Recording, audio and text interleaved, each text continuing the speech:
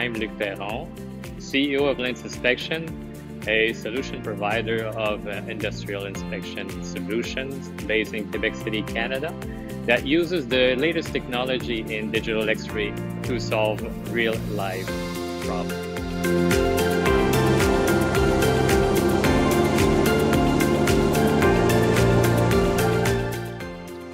One of these problems is the ability for technicians to evaluate damages made to those giant tires. We find these kinds of tires on heavy equipment used in mines and large construction sites. In many cases, operations run 24 hours a day, 7 days a week.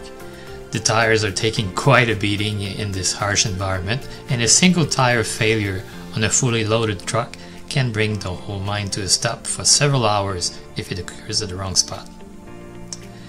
Everything about this equipment is gigantic, including the price tag.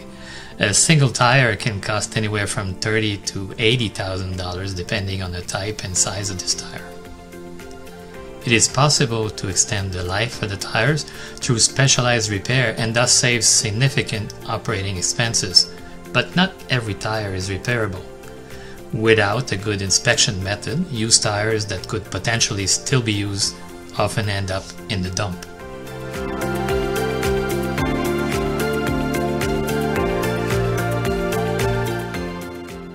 X-ray is already a proven inspection method for tire manufacturers, but existing X-ray equipment is not designed for tire repairs and not suitable for very large off-the-road tires. On the other hand, it is possible to use the same concept in a portable solution that can be deployed in the field. By positioning an X-ray tube at the center of the tire pointing down towards the floor, and adding a detector on the other side of the belt next to the thread, we have the ability to generate an X-ray image of the inner structure of this tire. If we now rotate the tire around its axis of rotation and continuously acquire X-ray data while we do so, we can progressively build a high-resolution image, line by line, of the whole inner structure of this tire. This kind of technique has been used for several years in tire manufacturing plants, but when it comes to giant tires, the infrastructure required to effectively scan a large object quickly becomes overly expensive.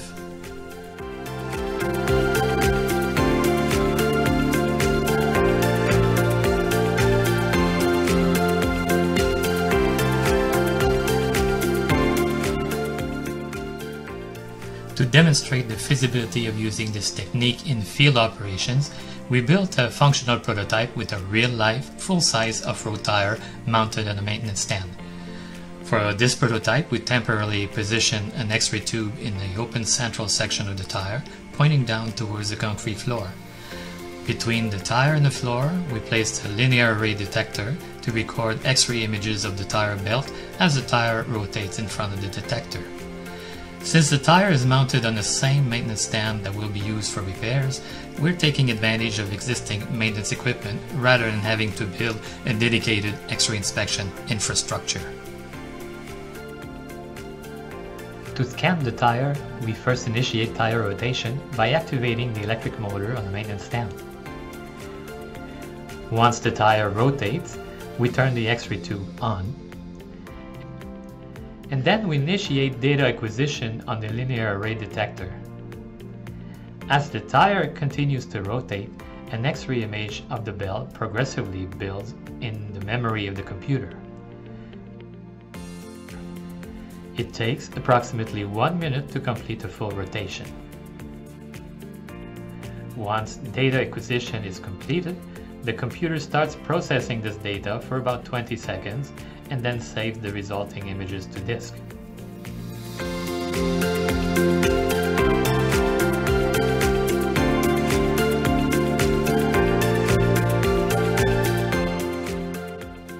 From then on, the operator is free to navigate through the collected data to look for potential defects.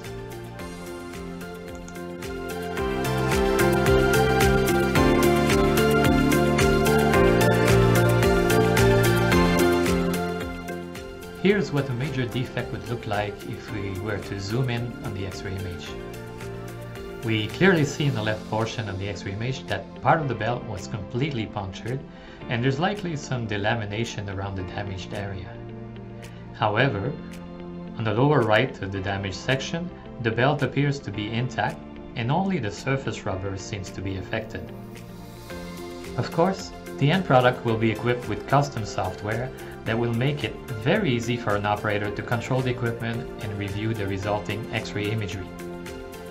As a minimum, the graphical user interface will provide an overview image of the complete belt, with a graphical representation of which part of the tire he is actually viewing to make it easier for the operator to find the physical location of a defect.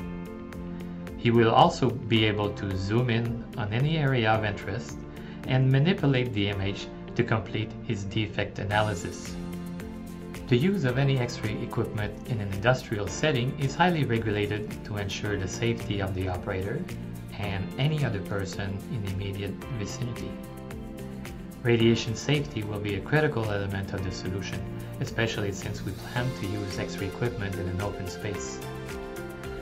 Recommended best practices dictate that every reasonable effort must be made to keep radiation exposure to workers and the public as far below the required limits as possible. Here are some of the measures that can be used to meet radiation safety requirements. Selecting the right X-ray tube, directing its beam towards the floor, and reducing the cone beam angle to a minimum already limit the amount of radiation emanating from the primary beam. By positioning the equipment against a concrete wall, we can more easily control the danger zone. Strategically placing some lead shielding in front of the equipment will provide a secondary protective barrier against radiation scattering and secondary reflections. Radiation intensity is inversely proportional to the square of the distance, so the final protective barrier is distance. Defining an exclusion zone around the system ensures the safety of everyone in the area, which is essentially what we did for the prototype. This is only a proof of concept prototype, but we're not too far off from a real solution since we're clearly demonstrated that we are able to see all of the necessary information needed for the repairs. So we're not too far away from a real solution.